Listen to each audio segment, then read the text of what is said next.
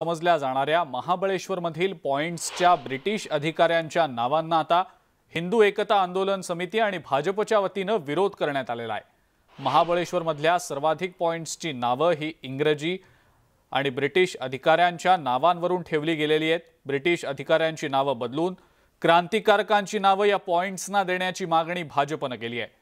British अधिकाऱ्यांची नावे ही गुलामगिरीची निशाणी असल्याचा आरोप भाजपकडून करण्यात आलेला आहे। या संदर्भात भाजपने महाबळेश्वरच्या तहसीलदारांना निवेदन दिलंय।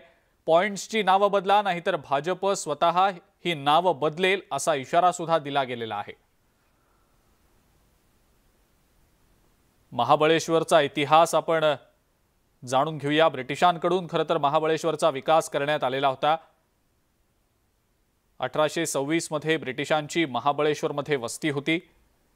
या मोबदल्यामध्ये सातारच्या महाराजांना काही गावं ब्रिटिशांनी दिलेली होती।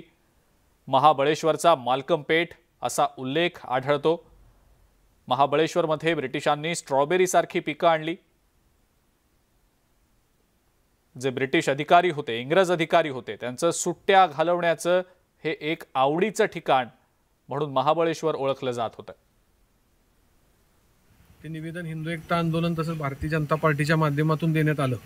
हे निवेदन भारताला स्वातंत्र्य मिळून 75 वर्ष पूर्ण झाली आणि 75 वर्ष पूर्ण होऊन आता हा सुवर्ण महोत्सवी वर्ष यंदाचा आहे।